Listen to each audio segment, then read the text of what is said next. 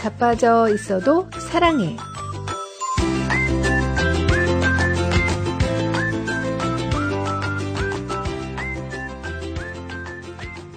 안녕하세요. 미주 복음방송 자빠져 있어도 사랑해. 저희는 제임스 장, 크리스틴 장입니다. 요즘은 스마트폰이 너무 스마트해서 그것에 너무 의지하다 보면 우리 인간들의 머리가 아주 나빠진 것이 아닌가 하는 생각이 들 때가 있습니다. 하다못해 배우자나 자녀들 전화번호를 기억 못하는 것은 물론이고 자기 전화번호까지 모르는 경우도 있거든요. 네, 저는 운전하고 가다가 신호등에 걸려서 대기하다가 본 적이 있는데요. 횡단보도를 지나가는 사람들이 전화기에 코 박고 길을 건너는 경우가 너무 많더라고요. 예, 저도 봤습니다. 네, 위험해 보이기도 하고요. 길을 건너는 그 짧은 순간조차도 내 머리로 생각하는 것이 아니라 무엇인가에 자신의 머리를 내어주는 게 아닐까 생각해 본 적이 있어요. 그것과 관련해서 제가 지은 생활시 한 편을 읽고 이야기 나눠볼까 합니다. 제목, 스마트해진 시간. 스마트폰을 깜빡 두고 나간 몇 시간 동안 내가 좀 스마트해진 것 같다. 내 머리로 생각을 많이 했다. 네. 시가 좀 짧기는 짧네요, 정말. 네, 제시는 다 짧아요. 네. 예. 네, 정말 스마트폰을 잠깐 내려놓으면 그동안 사실 생각을 해야 되니까 네. 좀 똑똑해져 보이는 것 같긴 해요. 네. 어떻게 이 글을 쓰게 되셨나요? 제가 운전을 하던, 화장실을 가던, 샤워를 하던, 밥을 먹던, 잠을 자려고 누웠던, 그렇게 스마트폰에서 뭔가를 듣거나 보거나 하여튼 그것과 한 몸이 되어서 살아가더라고요. 그러다 보니까 생각하는 능력이 사라지는 것이 아닐까 하는 불안감이 문득 들었어요. 왜냐하면 일상에서 고요한 시간을 갖고 그 시간에 생각하거나 사색하면서 인생을 돌아봐야 하는데 그 시간을 죄다 스마트폰에게 내어주고 남의 생각이나 남의 이야기만 듣고 있는 제 자신을 발견했기 때문이죠. 그러고 보니까 저도 뭐 그런 것 같네요.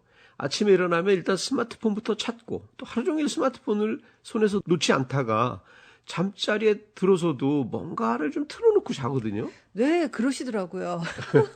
아니 이게 그 작가님 말씀대로 생각하는 능력을 뺏어갈 수도 있다는 생각이 들어요. 네. 그 자료에 의하면 한국인의 하루 평균 스마트폰 사용 시간은 5시간에 이른다고 합니다. 깨어있는 시간의 거의 3분의 1가량을 스마트폰하고 함께하는 셈이죠. 이용 시간이 늘면서 스마트폰 이용을 스스로 조절하지 못하는 스마트폰 중독 증상이 늘어나고 있다고 해요. 네.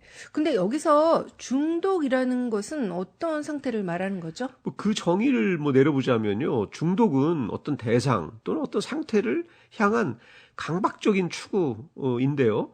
추구하는 대상이 필연적으로 나쁜 결과를 가져다 주는 걸 알면서도 별로 개의치 않고 여전히 추구하는 상태를 말한다고 합니다. 네. 그러니까 반드시 나쁜 결과가 나오는 것을 알면서도 멈출 수 없는 것을 중독이라고 보면 되겠네요. 예, 그렇죠. 그러고 보면 스마트폰을 보더라도요. 이게 부작용이 굉장히 많거든요. 네, 맞아요. 눈도 나빠지고 머리도 나빠지고 집중력도 나빠지고 또 거기에 빠져 있느라 관계까지 나빠지거든요. 예, 부작용이 그렇게 많은데요. 주변에서도 남녀노소를 불문하고 스마트폰을 손에서 놓지 못하는 사람들 많이 보거든요. 하물며 유모차에 앉아있는 아기들도 스마트폰으로 뽀로로를 보고 있더라고요. 맞아요. 언제부턴가 그 애기들도 네. 정말 엄마 아빠가 스마트폰 쥐어주고 네. 거기서 뭐라고 틀어주고 애들 그냥 그 칭얼거리지 않게 달래주는 걸 많이 봤어요. 맞아요. 그 고사리 같은 손으로 또 꾹꾹 잘도 조작을 하더라고요. 그래서 오히려 할머니, 할아버지들이 그 꼬물이들에게 배워야 할 정도라고 하는데요. 이게 참 귀엽고 신기하긴 한데 문제는 문제예요. 그렇습니다. 그렇게 어릴 때부터 스마트폰에 노출되면 중독이 더욱 빨라질 것 같아서 걱정이 많이 됩니다. 실제로 스마트폰에 중독된 사람들이 보이는 그 증상들이 있는데요. 다음과 같은 증상들이 있다고 합니다.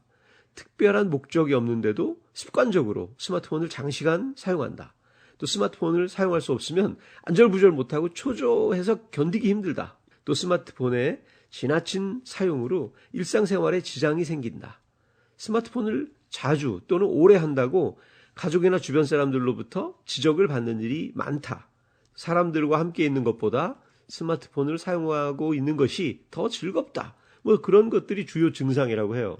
네, 스마트폰 중독이 문제는 문제네요. 시간의 대부분을 여기에 사용하고 또 스마트폰이 없으면 안절부절하고 또 그것 때문에 사람들과의 관계에 문제가 생기는 거잖아요. 제가 갑자기 옛날에 그 읽었던 공상과학 소설이 하나 생각이 나는데요. 공상과학 소설도 읽으십니까? 네, 제가 학교 다닐 때 읽었던 것 같아요. 예, 예. 이제 재밌어요. 잘 예, 들어보세요. 예, 예. 어느 가족이 있었어요. 엄마, 아빠, 아들, 딸. 그런데 이 집 아이들이 좋아하는 다큐멘터리가 있었는데 밀림에서 벌어지는 일들을 보여주는 거예요.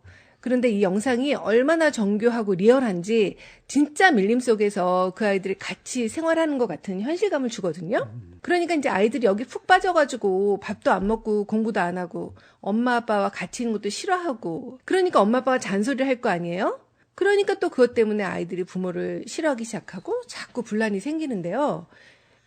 스마트폰하고 비슷하죠. 그렇죠. 뭐 뭔가 자꾸 못하게 하면 네. 또 더 하고 싶고 또 중독이라는 게 정말 옆에서 막을수록 더 막 그거에 몰입되게 되는 그런 게 있잖아요. 네, 맞아요. 그게 아무리 나를 위해서 하는 참견이라고 할지라도 또 아이들이 부모들을 정말 미워하고 그러는 경우가 많잖아요. 맞아요. 또 너무너무 싫어하죠. 네. 그래서 여기서 이제 아이들이 어느 날 둘이 얘기하는 거예요. 엄마 아빠가 없어졌으면 좋겠다.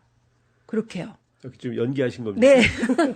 아이들이 이제 엄마 아빠가 귀찮게 하니까 그런 생각을 했거든요. 그리고 이제 그 다음 장면에 아이들이 부모를 화면 속에 있는 밀림에 밀어 넣어 버렸어요.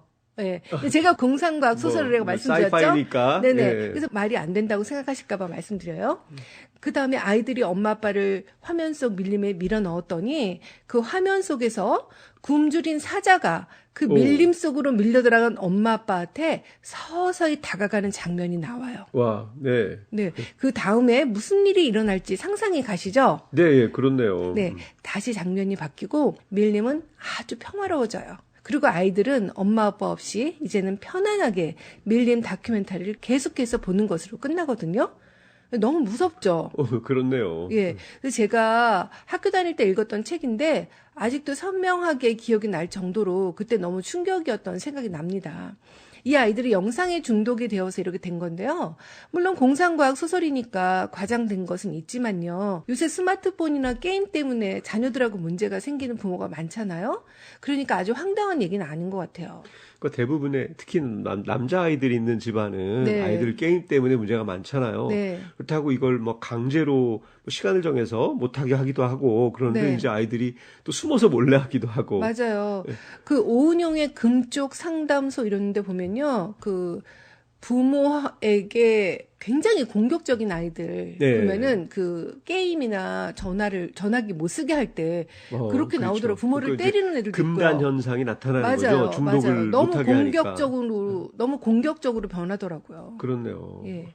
뭐 그런 얘기들이 아이들뿐만 아니라 네. 청소년이나 어른들도 그게 마찬가지로 그런 중독이 보여지는 거잖아요. 맞아요. 우리 아까 그 증상 나눈 것 중에 안절부절 못하고 초조하고 네, 괜히 전화하기 불안초조, 긴장하고. 네네. 그게 중독된 사람들은 그 남녀노소 불문하고 다 나오는 증상이거든요. 맞아요. 요즘은 그냥 꼭 어떤 내용이 있는 영상이 아니라고 하더라도 네. 여기 나오는 그 밀림 영상처럼 네, 뭐 예를 들어서 기차가 지나가는 영상을 계속 틀어놓는다든가 네, 아니면 뭐 바닷가에 파도 치는 영상을 크게 한쪽에 틀어놓고 뭔가 일을 한다든가 네. 이렇게 뭔가 그런 단순한 영상이라도 네. 뭔가 그런 것이 없으면 좀 불안하다고 할 정도로 그 중독 증상이죠. 그렇죠. 뭐 예. 정말 이 중독이 얼마나 또 심하고 네. 또 이런 것들 때문에 어떤 문제가 생기는지 우리가 계속 얘기 나눠볼 텐데요. 여기서 잠시 오늘의 찬송가 382장 너 근심 걱정 말아라를 듣고 우리 계속 이야기 나누도록 하겠습니다.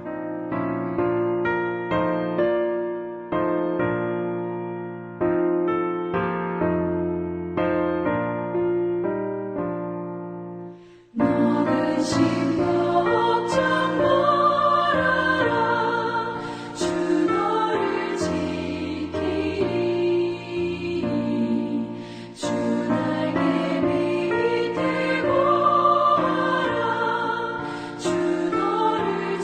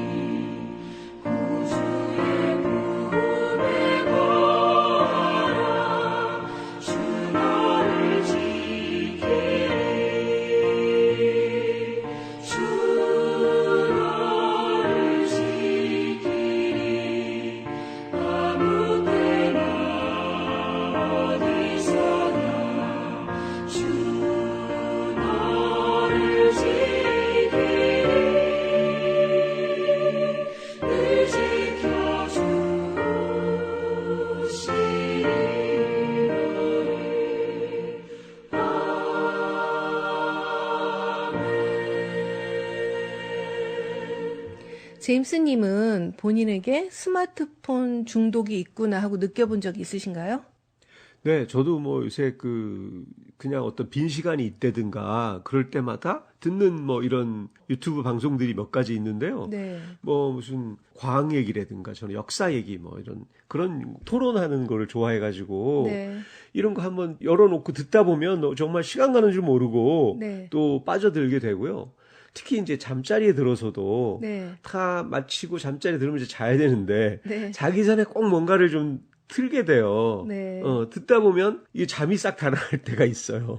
보통 스마트폰 잘 때 트는 거는 자로라고 듣는 경우가 많지 않나요? 그렇죠. 근데 이제 또 그 내용에 또 이렇게 좀 빠져들다 심취해서. 보면, 예. 그래서, 이게 잠자려고 듣는데 또 자기 전에는 좀 졸려서 뭐라도 틀어놓고 좀 자자 네. 하고 하는데도 또 듣다 보면 또 그거에 또 빠져들기도 하고 또 요즘은 그렇게 길지도 않지만 또 막 다양하게 네. 너무너무 듣거나 볼거리가 많잖아요. 요새 그 쇼츠나 뭐 릴스라고 그 짧은 영상 있잖아요. 그게 그렇게 중독성이 강해서 정말 멈출래야 멈출 수가 없다 그러거든요. 아마 그걸 AI로 조정한다고 하더라고요. 오. 그 사람이 보던 그 취향에 딱 맞춰서 네. 이 사람이 어떤 그 영상들을 골랐다면 네. 이 사람들이 좋아할 만한 거를 AI가 자동으로 추천해줘가지고 네. 정말 더 궁금해서 안 볼 수 없게.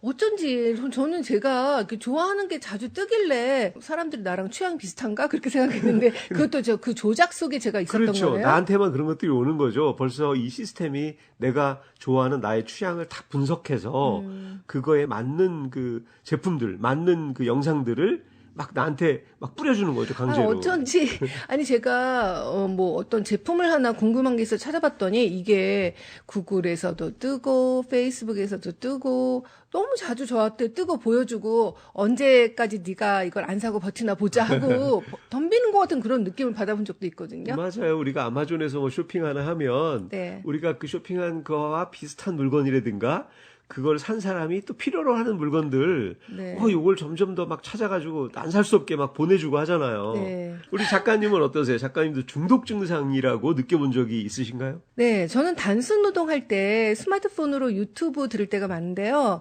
설거지나 청소, 바느질, 빨래 개기 할 때 꼭 듣거든요. 왜냐하면 이거는 좀 지루하잖아요. 계속 하려다 보면. 그런데 어떤 때 스마트폰을 못 들을 상황이 생기면 그 일을 못하고 안절부절할 때가 있는 걸 제가 느꼈어요. 그래서 뭐 충전이 덜 돼 있거나 그러면은 꼭 가지고 와서 충전하면서까지 그렇게 들을 때도 있고, 분명히 스마트폰 없이 살았던 시절이 더 오래 있었는데 정말 짧은 시간에 스마트폰에게 잡아먹힌 것 같아요. 네, 우리가 느낌상으로 스마트폰 중독이 있지 않을까 싶어서 말씀 나눠보았는데요. 우리가 이렇게 스마트폰에 중독되는 것에 대해서 우리가 간과하면 안 되는 것이 있는데요. 이것이 우리 개인의 성향만은 아니라는 것입니다. 왜냐하면 세상의 기업들의 연구의 결과로 우리가 그렇게 중독된 것이 많기 때문이에요. 맞아요. 우리 아까 얘기 나눈 거 있잖아요. 계속 같은 상품이 뜬다든지. 그렇죠. AI가 다 예. 우리를 파악해서 뭔가를 보내주고 네. 그렇다는 거죠. 각 기업들이 스마트폰을 통해서 소비자들을 중독시킬 방법을 계속해서 연구하고 있다고 하는데요. 왜냐하면 사람들의 시간과 관심을 오래 붙들어둘수록 그것이 돈이 되기 때문이죠. 뭐 카톡이나 유튜브, 뭐 인스타그램, 뭐 페이스북, 각종 온라인 쇼핑몰 등의 전문가들이 집요하게 연구해서 사람들을 중독시키기 때문에 스마트폰 중독은 개인의 노력으로 쉽게 극복하기 어렵다고 합니다. 얘기하다 보니까 좀 무서워지는데요. 내가 벗어날 수 없는 어떤 거대한 덫에 빠지는 것 같아요. 네. 그래서 그 전문가들이 자기 자녀들한테는 스마트폰을 일찍 안 준다고 그런 얘기도 있고요. 자기네들이 그 위험성을 더 잘 아니까. 아무튼 지금 우리가 중독 중에서 스마트폰 중독에 대해서 이야기 나누고 있는데요. 사실 문제가 되는 중독은 이것뿐만이 아닙니다. 알코올 중독, 도박 중독, 니코틴 중독, 성형 중독, 쇼핑 중독, 다이어트 중독, 일 중독, 성 중독, 게임 중독 등 너무나 많은 중독들이 우리를 얽매이고 있죠. 제임스님은 이 중에 해당되는 중독이 있으신가요? 네, 저도 스마트폰에 쓰는 시간이 좀 많은 걸 보면 그것도 좀 중독 증상이 있는 것 같고요. 또 하나 저는 좀 아내 중독이 있는 것 같아요. 정말요? 네, 그래서 아내랑 어떻게 있으면 또 가까이 있을까? 좀 더 네. 뭐 좀 졸졸 쫓아다니면서 어떻게 보면 좀 이제 같은 시간을 보낼까 하고 또 있는데 그렇게 막 혼나면서도 자꾸 또 제가 그런 거 보면 그것도 좀 중독이 아닐까. 제가 좀 빨리 끊고 나 혼자 놀자 생각하다가도 네. 또 아내한테 다가가는 거 보면 이것도 중독이 아닐까 싶습니다. 그러네요. 뭐 아내분이 상당히 또 예쁘고 또 재밌고 같이 정말 뭐 사람들이 꼭 그래서 그런 건 아닌데요. 네, 뭐 아내가 아니면 또 놀 게 없으니까 그럴 수도 있는 것 같아요. 네, 심심하신가 봅니다. 우리 크리스틴 작가님은 어떠세요? 중독 증상을 좀 느껴본 적이 있으신가요? 저도 뭐 스마트폰 붙들고 있는 경우도 많고요. 또 저만의 중독이 있다면 활자 중독? 예, 네, 뭔가 그렇죠. 예, 읽을 거리가 꼭 있어야 되고 손에 들고 있거나 책을 안 읽어도 사 제끼거나 쌓아 놓거나 그런 게 뭔가 있죠. 내 주변에 글자가 있어야 좀 안정감이 생기고 네, 그런 맞아요. 거죠. 예, 예. 저는 그렇고요. 조사에 따르면 이런 중독들은 그 원인이 여러 가지가 있다고 하는데요. 유전, 그리고 이제 진통제 등 약물에 대한 경험, 그것 때문에 되는 경우도 있고, 또 주위 사람이 중독자라든지, 또는 우울증이 있다든지, 스트레스가 심하다든지 하는 것들이 중독으로 가게 되는 원인이 될 수가 있다고 합니다. 그런데 저는 그 모든 원인들의 보다 근본적인 원인을 살펴보고 싶은데요. 그것은 중독의 원인을 성경에서 찾아보는 거예요. 중독이라는 것이 어제 오늘 생긴 문제가 아니라 인류의 존재와 더불어 있었던 문제라고 생각하면 성경에 그 답이 없을 리가 없겠죠? 중독과 관련해서 성경이 주는 가장 중요한 가르침은 중독은 다름 아닌 하나님에 관한 것이라는 사실입니다. 시편 46편 1절을 보면 하나님은 우리의 피난처시요 힘이시니 환난 중에 만날 큰 도움이시라고 말씀하셨는데요.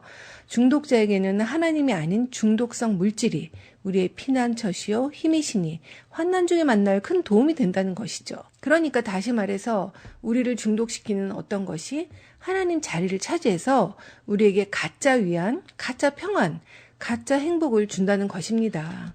그렇네요. 우리가 살아가면서 여러 가지 문제를 만나잖아요. 그것이 인생이고요.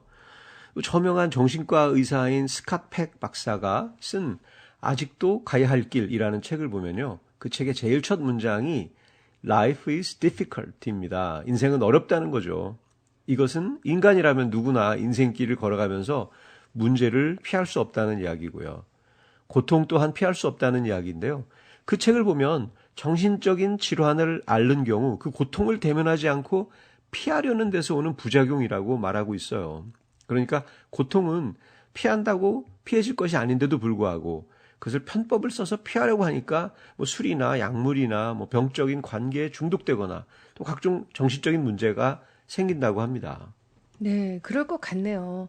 그래서 중독자인 경우 겉으로는 거칠어 보여도 그 멘탈은 아주 연약한 경우가 많다고 해요. 왜냐하면 인생의 문제를 헤쳐나가야 되는데 정신적으로 너무 약하다 보니까 그걸 피하려다가 술이나 약물에 중독된다고요. 현실이 너무 버거우니까 그리로 숨어버리는 것 같아요. 네, 그렇겠네요. 근데 아까 우리가 나눈 대화 중에 뭐 중독이 하나님과 관련된 이야기라고 했잖아요. 네. 중독이 하나님과 관련이 있다는 것, 이 사실을 인지하는 것이 중독을 이겨내는 것에 아주 중요한 열쇠가 될 것 같습니다.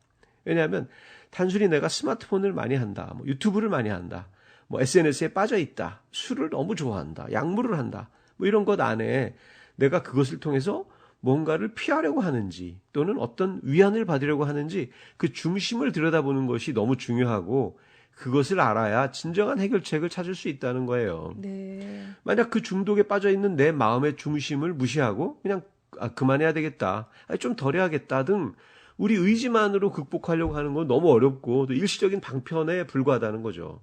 네, 그렇습니다. 그렇다면 모든 중독의 중심에는 무엇이 있을까요? 이것이 오늘의 매우 중요한 주제인데요. 사실 모든 중독의 중심에는 우상 숭배가 있습니다. 아까 말씀드린 것처럼 하나님이 계셔야 할 자리에 다른 무엇인가를 두고 하나님으로부터 받아야 할 것을 그 물질에게서 받으려고 하는 것인데요. 그러니까 모든 중독은 창조자 대신에 창조물에 의지하는 것이 되고요. 이것은 잘못된 예배라고 할 수 있는 거죠. 네, 우상 숭배는 성경에서 뭐 누누이 하나님께서 하지 말라고 강조하신 거죠. 이것은 10계명의 제1계명을 어긴 것인데요. 하나님은 제1계명에 나 외에 다른 신을 섬기지 말라고 하셨죠. 그런데 중독은 다른 신을 섬기는 행위인 거예요. 네. 이를테면 알코올 중독으로 얘기해 보면요. 하나님 없이는 살 수 없어야 되는데 술 없이 살 수 없는 거고요. 또 하나님과 늘 동행해야 하는데 술과 늘 동행하고요. 또 하나님께 의지해야 하는데 이제 술에 의지하게 된다는 거죠. 하나님께 아끼지 말고 드려야 하는데 뭐 술 사는데 돈을 아끼지 않고요. 또 이렇게 알코올 중독자들은 술이 없으면 아무것도 못하는 거예요. 그러니까 내가 믿고 또 의지하는 소주, 맥주, 양주, 정종이 되는 셈이 되는 거죠. 네. 아유, 중독의 정체를 알고 보니 정말 경계해야 되겠어요. 중독이라는 것이 처음에는 좋은 친구처럼 다가와서 살랑살랑 내 비위를 맞춰주다가 어느 순간에 나를 잡아먹고 왕노릇하는 거죠. 그것에 매여서 내 삶이 엉망진창이 되어버리기 너무 쉽잖아요. 창세기 1장 28절에 보면 하나님이 그들에게 복을 주시며 하나님이 그들에게 이르시되 생육하고 번성하여 땅에 충만하라. 땅을 정복하라. 바다의 물고기와 하늘의 새와 땅에 움직이는 모든 생물을 다스리라 하시니라 하셨는데요. 이렇게 중독에 잡아먹힌 인간은 이 세상을 다스릴 수 있는 능력과 생기를 잃어버리게 되니까 하나님의 명령에 따를 수가 없게 되는 거죠. 중독이 이렇게나 하나님을 대적하는 것인데요. 근데 사람들이 이런 중독에 빠지는 이유가 인생의 고통에 대한 도피로 인해서 생기는 경우가 많다고 했잖아요. 제임스님은 살면서 마누라가 골칫거리라고 들었는데 아내로부터 문제가 덮쳐올 때 도피하는 곳이 있으신가요? 뭐 그렇죠. 스트레스 받을 때, 네. 뭐 잔소리 들을 때 이제 저는 주로 와서 혼자 영화를 보곤 합니다. 네. 영화 한두 시간 딱 몰입해서 보면 너무 또 일단 몰입이 되잖아요. 영화는. 네. 몰입이 되고 또 만사를 좀 잊을 수 있고. 뭐 어쩐지 영화를 그렇게 보시더라고요. 네, 그게 저한테는 좀 그런 문제 해결의 방편이 되는 것 같기도 해요. 예. 우리 작가님은 남편이 너무 좋은 분이라서 골칫거리는 아닐 것 같고 인생의 뭐 골칫거리에서 도망가는 곳이 있으신가요?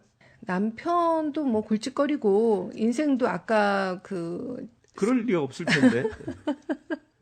이렇게 제가 얘기하는데 중간에 자꾸 못하게 하는 거 이런 네. 것도 참 골칫거리인데요. 저 같은 경우는 이제 제임스님은 영화로 도망간다고 네. 하셨는데 저는 책으로 도망가는 것 같아요. 책으로 도망가서 뭐 읽고 또 그것에게서 위로도 받고 하는데 사실 저는 신앙 서적을 읽으면서 이게 또 문제가 되겠구나 하는 생각을 해본 적이 있어요. 사실 신앙서적이 어떤 문제가 될까요? 네, 책을 많이 읽고 특히 신앙서적을 많이 읽는다고 하면 문제가 없을 것 같잖아요. 근데 제가 저 자신의 중심을 들여다봤을 때 저의 삶은 참 너무 실망스러운데 신앙인으로서 신앙서적에서 나오는 사람들의 삶은 너무나 거룩하고 너무 닮고 싶은 모습이잖아요. 그걸 보면서 제가 그 사람이 된 듯한 그런 그걸 뭐라 그런 거죠? 뭐 빙이라 그래야 되나? 아무튼 공감이 팍팍 됩니다. 예. 책을 많이 읽는다고 또 그렇게 삶이 되는 건 아니니까요. 네, 그러면서 괜히 이제 그렇게 된 것처럼 착각하게 되는 그런 부작용도 있는 것 같아요. 네, 우리가 얘기 나눈 것처럼 문제는 도망간다고 해결되는 것이 아니고 더 커지고 복잡해질 뿐입니다. 그런데 다만 그리로 도망가면 해결되는 유일한 곳이 있지요. 바로 하나님 품입니다. 시편 18편 2절 여호와는 나의 반석이시오 나의 요새시오 나를 건지시는 이시오 나의 하나님이시오 내가 그 안에 피할 나의 바위시오 나의 방패시오 나의 구원의 뿌리시오 나의 산성이시로다 라고 되어 있습니다. 하나님은 나의 반석, 요새, 바위, 나의 방패, 구원의 뿔, 나의 산성이라고 시편 기자는 이야기합니다. 그 하나님께로 도망가면 우리는 무조건 살아날 수 있는데요. 만약 우리가 하나님 품 안으로 도망가지 않고 각종 중독으로 도망가면 우리는 어떻게 될까요? 알코올 중독자, 마약 중독자, 게임 중독, 성 중독, 도박 중독, 니코틴 중독, 성형 중독, 쇼핑 중독자가 되는 거죠. 이것 중에 무엇 하나 끝이 좋은 것이 없고요. 인생과 관계를 망가뜨리지 않는 것이 없잖아요. 이렇게 절대 망하는 길로 가면 안 되겠습니다. 네, 모든 문제는 하나님께 가져가야 근본적으로 풀립니다. 왜냐하면 하나님이 우리를 지으신 분이기 때문이에요. 제조물에 문제가 생기면 그것을 만든 제조업자에게 가야 풀리는 것이지 다른 곳에 가져가 봤자 아무 소용이 없잖아요. 네, 우리가 다른 곳으로 갈까봐 하나님이 성경에 반드시 당신에게 오라고 적어 놓으셨습니다. 제가 한번 읽어보겠습니다. 시편 46편 1절에서 5절 말씀. 하나님은 우리의 피난처시요 힘이시니 환난 중에 만날 큰 도움이시라. 그러므로 땅이 변하든지 산이 흔들려 바다 가운데 빠지든지 바닷물이 솟아나고 뛰놀든지 그것이 넘침으로 산이 흔들릴지라도 우리는 두려워하지 아니하리로다. 한 시내가 있어 나뉘어 흘러 하나님의 성 곧 지존하신 이의 성소를 기쁘게 하도다. 하나님이 그 성 중에 계심에 성이 흔들리지 아니할 것이라. 새벽에 하나님이 도우시리로다. 네, 이렇게 우리의 피난처가 되시어 우리를 기다리고 계시는 하나님께 날마다 피하고 또 피하는 저희와 여러분이 되었으면 좋겠습니다. 네, 이제 마칠 시간이 되었는데요. 끝곡으로 김대환이 부르는 아무것도 두려워 말라를 듣고 우리 미주 복음방송 자빠져 있어도 사랑해. 저희는 다음 주일 1시 반에 또 만나요.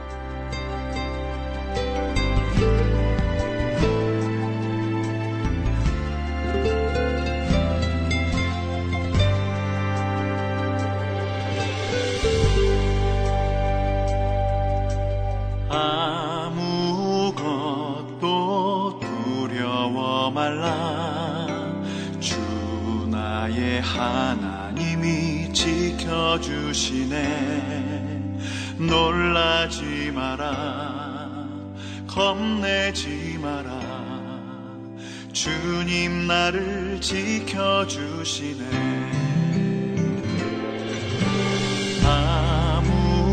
아무것도 두려워 말라. 주 나의 하나님이 지켜주시네. 놀라지 마라. 겁내지 마라. 주님 나를 지켜주시네.